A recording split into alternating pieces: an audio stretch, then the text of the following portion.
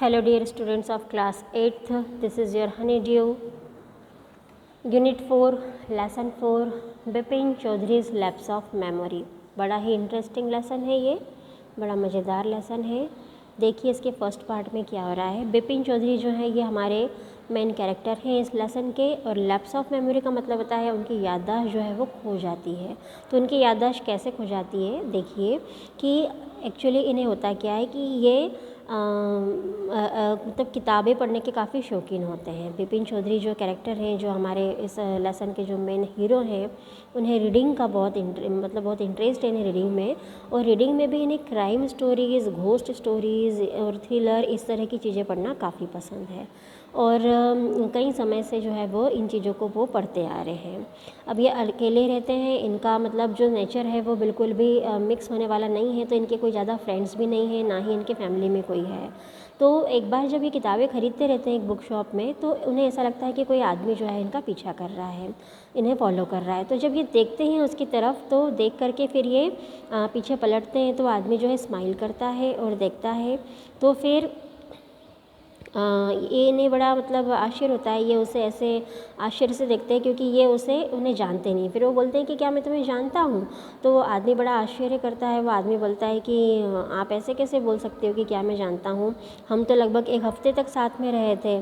तो बिपिन जो है वो बोलते हैं कि नहीं, तुम्हें कुछ कन्फ्यूज़न हो रहा है, कुछ गलतफहमी हुई है, मैं तो तुम्हें जानता ही नहीं, मतलब मैं तुम्हें कभी मिला ही नहीं।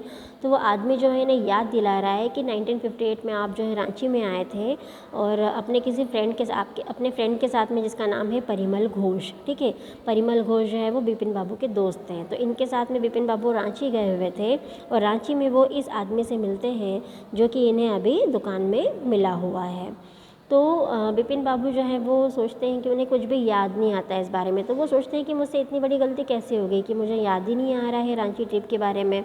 तो वो बोल रहा है कि मतलब वो बोलते हैं कि नहीं, तुम्हें कुछ गलतफहमी हुई है, मैं तो कभी रांची गया ही नहीं। तो वो आदमी जो है वो फिर से मतलब इन्हें याद दिलाने की कोशिश करता है, और बड़ा मतलब आश्चर्य से बिहेव करता है कि आप ऐसे कैसे भूल सकते हो, वहाँ पर भी तो मतलब मैं तो आपको सारी चीज़ें बता सकता हूँ आपके बारे में। तो वो बताता है बातों बातों में उसे कि मुझे पता है कि आपको जो है किताबें पढ़ने का बहुत शौक है, आप हमेशा अपने साथ में किताबें रखते हो। और आपको वहाँ पर जब आप हुदरू फॉल्स देखने गए थे, हुदरू जो है एक प्लेस का नाम है, तो और वहाँ पर आप जो है गिर गए थे, और उस वजह से आपके घुटने में चोट भी आई हुई है, जिसका मैंने ही मतलब जो है टैक्सी वगैरह कार हायर करके फिर आपको आपका ट्रीटमेंट करवाया, आपको आपके मतलब जो जगह आप रहते हो वहाँ तक पहुँचाया। आपको होटल का खाना भी पसंद नहीं है, और 10 साल पहले आपकी पत्नी का देहांत हो चुका है, और आपका भाई जो है वो मेंटल हॉस्पिटल में था, दिमागी अस्वस्थता के कारण उसका भी देहांत हो गया है, और इस वजह से आपको मेंटल हॉस्पिटल्स की तरफ जाना बिल्कुल पसंद नहीं है। तो बहुत सारी चीज़ें वो इनको इनके बारे में बताता है वो आदमी। तो बिपिन बाबू जो है वो बड़ा आश्चर्य करते हैं कि ऐसा कैसे हो सकता है, कोई अनजान व्यक्ति मेरे बारे में इतनी सारी चीज़ें जानता है, तो ये तो बहुत ही बुरी बात है। और मैं कैसे भूल सकता हूँ, मतलब अपनी ही ज़िंदगी का एक हिस्सा पूरा मैं कैसे भूल गया, मैं कैसे भूल गया कि मैं रांची गया, या वहाँ पर मैंने इस आदमी से मिला, या वहाँ पर जो जो भी मेरे साथ हुआ, और ये आदमी मेरे बारे में इतना सब कुछ कैसे जानता है। तो बड़ा ही आश्चर्य मतलब उन्हें हुआ। तो वो डिसाइड करते हैं कि वो इन चीज़ों को जो है वो कंफर्म करेंगे। कंफर्म करने के लिए वो सोचते हैं कि अपने एक फ्रेंड को मतलब वो कॉल करेंगे, जिसके साथ में वो थे अक्टूबर में। उनके अकॉर्डिंग वो अक्टूबर 1958 में अपने एक फ्रेंड के घर पर गए थे पूजा में। उस समय वो कानपुर में पूजा में गए थे।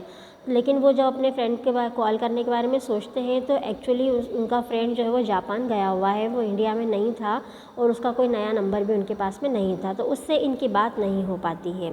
फिर ये डिसाइड करते हैं कि मतलब ये क्या करेंगे कि कोई ये अपने किसी दूसरे फ्रेंड से कॉल करके कंफर्म करेंगे, क्योंकि मुखर्जी का नाम इसमें आया है इनके एक दूसरे फ्रेंड का। तो वो सोच रहे हैं कि मैं उससे कॉल करके कंफर्म कर, मतलब मैं उसके घर जा कर के कंफर्म करता हूँ। लेकिन ये उसके घर नहीं जाते। क्यों? क्योंकि फिर इन्हें ऐसा लगता है कि अगर मैं उसके मतलब उसे पूछूंगा, तो अपनी ही लाइफ के बारे में मैं उससे पूछ रहा हूँ, तो वो भी मेरा मजाक उड़ाएगा, वो मेरी हंसी उड़ाएगा, और मेरे फेस पर जो भी रिएक्शन होगा, अगर उसने हाँ बोल दिया कि कि हाँ हम रांची गए थे, तो उस समय मेरे फेस पर जो रिएक्शन होगा तो वो पता नहीं वो मेरे बारे में क्या सोचेगा। तो इसलिए वो डिसाइड करते हैं कि वो घर पर जा कर के नहीं मिलेंगे, वो उसको कॉल करेंगे और कॉल करके ही वो कंफर्म करेंगे। फिर इस बीच वो पहले थोड़ा सा अपनी कार में मतलब घूमते हैं, नदी के आसपास जो है वो बीच पर जो है वो ड्राइव करते रहते हैं, और ड्राइव करते करते फिर वो अपने घुटनों का मतलब जो पैर का जो निशान होता है वो भी देखते हैं, अपने मतलब जो घाव था उनका वो भी देखते हैं। तो वो उन्हें बड़ा मतलब तकलीफ़ होती है कि सच में ये आदमी मतलब कौन है जो मेरे बारे में इतना सब कुछ जानता है और मैं कैसे भूल गया। फिर वो अपने मतलब फ्रेंड को जो है वो कॉल करते हैं। तो फ्रेंड को कॉल करने के बाद में वो फ्रेंड भी जो है कन्फर्मेशन देता है कि हाँ हम तो मतलब तुम कैसे भूल गए, मैंने तो हर चीज़ नोट करके रखी है, हम गए थे वहाँ पर और हम वहाँ पर जो है वो तुम्हें होटल का खाना पसंद नहीं था तो हमने घर पे खाना बनवाया था, इस टाइप से वो मतलब उसने सारी चीज़ें बताई। तो तब तो इनका जो है वो दिमाग पूरी तरह से घूम गया। फिर इन्होंने सोचा कि अब मुझे किसी डॉक्टर की सलाह की ज़रूरत है, मुझे किसी न किसी डॉक्टर से कंसल्ट करना ही पड़ेगा। फिर लंच के बाद में मतलब लंच ब्रेक जब हुआ तो इनकी कंडीशन ऐसी थी कि ये बिल्कुल भी लंच नहीं कर पा रहे थे, क्योंकि दिमाग जो है उनका पूरी तरह से घूम चुका था। फिर वो जाते हैं डॉक्टर के पास में, डॉक्टर से कंसल्ट करने के लिए। तो डॉक्टर के पास जब ये जाते हैं कंसल्ट करने के लिए तो डॉक्टर जो है वो बड़ा आश्चर्य में पड़ जाता है। डॉक्टर बोलता है कि मतलब ये केस, इस तरह का केस मेरी लाइफ में पहली बार आया है। मतलब डॉक्टर खुद बोलते हैं कि मैं मतलब इस तरह का केस पहली बार मेरी लाइफ में आया है कि कोई व्यक्ति या तो याददाश्त पूरी तरह से जाती है, तो लेकिन ऐसा तो पहली बार ही हुआ है कि कोई छोटा सा पार्ट अपनी लाइफ का आप भूल जाओ। तो डॉक्टर भी बड़े जो है वो मतलब परेशान है। फिर डॉक्टर ने मतलब कहते हैं उनको कि तो एक एडवाइस देते हैं डॉक्टर कि तुम्हें जो है वो अपनी कई केसेस में ऐसा होता है कि जैसे कई बार हम पुरानी चीज़ों को रिवाइज़ करते हैं तो हमें सब कुछ याद आ जाता है, तो तुम्हें एक बार रांची जा कर के देखना चाहिए, ऐसा डॉक्टर ने उसे एडवाइस दी। तो डॉक्टर के एडवाइस को मानते हुए विपिन बाबू डिसाइड करते हैं कि हाँ वो रांची जा कर के देखेंगे। लेकिन उसके पहले क्या होता है, उसके पहले इनके घर पर इनका एक फ्रेंड आता है, इनका एक पुराना दोस्त होता है जिसका नाम है चुन्नी बाबू। ये बड़ा इंपॉर्टेंट कैरेक्टर है। चुन्नी बाबू इनके घर पर आता है और इनका जो नौकर है हरिदास वो इनको आवाज़ दे करके बताता है कि चुन्नी बाबू जो है वो आपसे मिलने आए हैं। तो विपिन बाबू जो है वो कई समय से चुन्नी बाबू को टाल रहे थे। क्यों टाल रहे थे? क्योंकि चुन्नी बाबू जो है वो विपिन बाबू का बचपन का दोस्त है, काफ़ी अच्छा दोस्त है, लेकिन अभी उसकी जो परिस्थिति थी वो अच्छी नहीं थी, उसकी जॉब नहीं थी, उसकी नौकरी चली गई थी और उसे बहुत ज़्यादा तकलीफ़ें थी, पैसों की प्रॉब्लम थी। तो वो चाह रहा था कि विपिन बाबू जो है उसकी मदद करें, क्योंकि वो चाहते विपिन बाबू तो चुन्नी लाल को जो है वो एक अच्छा जॉब दिलवा सकते थे। लेकिन विपिन बाबू ने ऐसा किया नहीं, बल्कि वो उसे अवॉइड कर रहे थे।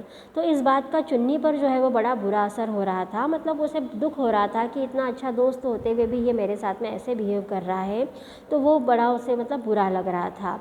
फिर जो नौकर होता है वो विपिन बाबू से बोलता है कि तुम आप एक बार नीचे आकर के चुन्नी बाबू से मिल तो लो, शायद उसे आपकी रांची ट्रिप के बारे में कुछ याद हो। तो विपिन बाबू बोलते हैं कि हाँ ये तो अच्छा आइडिया है। तो वो तुरंत नीचे आते हैं चुन्नी से मिलने के लिए, और उस समय वो चुन्नी लाल से उसके हालात या उसके जॉब या पैसों के बारे में कुछ बात नहीं करते, बल्कि सीधे उससे पूछ लेते हैं कि क्या उसे याद है कि मैं कभी मतलब रांची गया था ऐसा।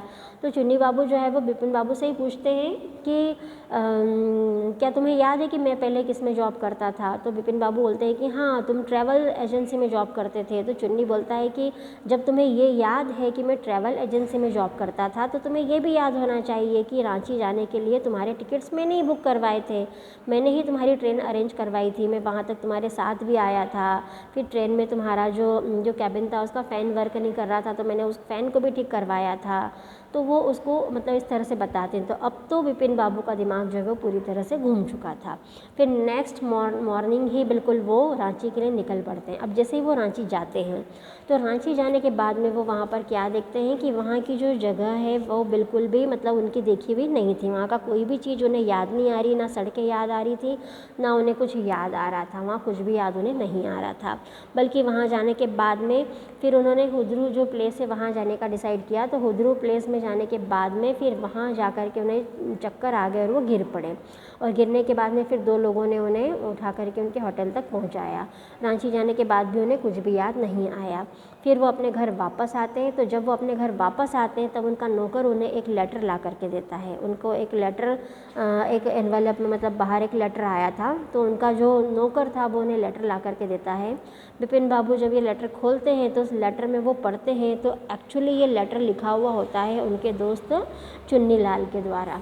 ठीक है, तो चुन्नीलाल जो है वो बता रहा है, वो लिख रहा है कि dear Bipin, I had no idea that affluence would bring about the kind of changes. मतलब वो बोल रहा है कि मुझे नहीं पता था कि मेरी इस हरकत का तुम्हारे ऊपर क्या असर होगा। एक्चुअली ये जो कुछ भी हुआ था ये पूरा जो था वो चुन्नीलाल का प्लान था। चुन्नीलाल जो है वो बिपिन बाबू को सबक सिखाना चाहता था, इसलिए उसने इमेजिनेशन करके पूरी कहानी घड़ी। उसने अपने 2-3 दोस्तों को रेडी करवाया, उनसे बातचीत करी और बिपिन बाबू को एक पूरा, मतलब एक कहानी का पात्र बना करके सारी चीज़ें जो है वो उनके आसपास उसने खुद ने तैयार करी। ऐसा कुछ हुआ ही नहीं था, वो सच में कभी रांची नहीं गए थे। लेकिन ये जो सारी चीज़ें, जो मेंटल स्ट्रेस जो बिपिन बाबू ने फेस किया, तो चुन्नीलाल चाहता था कि बिपिन ये सारी चीज़ों को फेस करे, क्योंकि वो ये समझे कि उसका दोस्त जो है वो इस समय कितनी बड़ी परेशानी में है। तो वो उसे भी थोड़ी सी तकलीफ़ देना चाहता था, क्योंकि उसने उसकी मदद नहीं करी और उसे अवॉइड किया। तो दरअसल चुन्नीलाल जो है वो बिपिन बाबू के मज़े ले रहा था, और चुन्नीलाल ने फिर आखिरी में यही कहा कि भले ही मेरे पास पैसे नहीं हैं, लेकिन मेरे पास में दिमाग है, मैं अपनी इमेजिनेशन पावर से एक नॉवेल लिखूँगा, ऐसे स्टोरीज़ लिखूँगा, और वो ज़रूर कोई ना कोई अच्छा ऑथर जो है वो इसको, मतलब पब्लिश करेगा, कोई पब्लिशर आएगा और इसे पब्लिश करेगा। बस फिर क्या था, फिर चुन्नीलाल जी ने जो है वो डॉक्टर चंदा जो थे, जिनसे इनका ट्रीटमेंट चल रहा था, उनको कॉल किया, और डॉक्टर चंदा को बोल रहे हैं कि डॉक्टर साहब आप सही थे, रांची जा कर के मुझे सब याद आ गया है और अब मेरा दिमाग जो है पूरी तरह से ठीक है। और आखिर में फिर चुन्नीलाल, बिपिन बाबू को जो है वो काफ़ी पछतावा होता है। फिर वो उठते हैं और फिर अपने काम से लग जाते हैं, और वो समझ जाते हैं कि उनकी जो दिमागी हालत है वो पूरी तरह से ठीक है, कुछ भी ऐसा नहीं हुआ था कि वो भूले थे। Okay, thank you.